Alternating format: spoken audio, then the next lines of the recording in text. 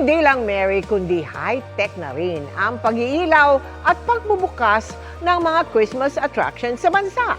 Sa Coronadal City, makulay ang Christmas display sa bagong bukas na Paskoronadal 2025.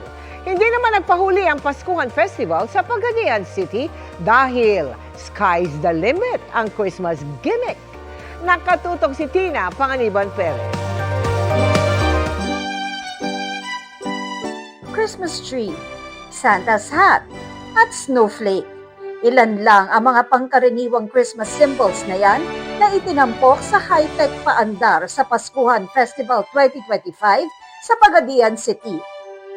Mahigit 100 drone ang ibinita sa kauna-unahang aerial show sa lugar. Pinailawan din ang 88 feet na Christmas tree featuring giant cartoon characters.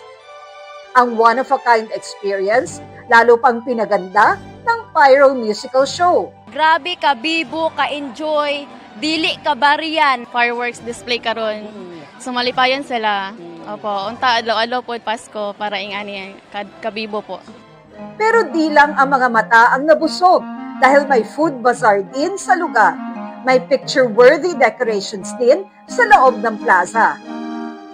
Sweet surprise naman ang pagbubukas ng Paskoronadal 2025 sa Coronadal City dahil ang City Hall grounds nag-transform sa isang cute candy land mula sa giant lollipops, candy houses at massive cupcake display kahit saan pwedeng mag-photo op. Sa loob naman ng City Hall, bubungad ang isang Christmas tree na may palamuting teddy bear at blue hot air balloons. 3, 2, 1!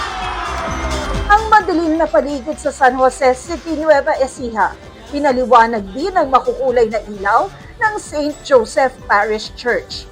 Pinapailawan ng simbahan tuwing December 8, kasabay ng pagdiriwang ng Immaculate Conception. Nagkaroon din ng banal na misa at prosesyon.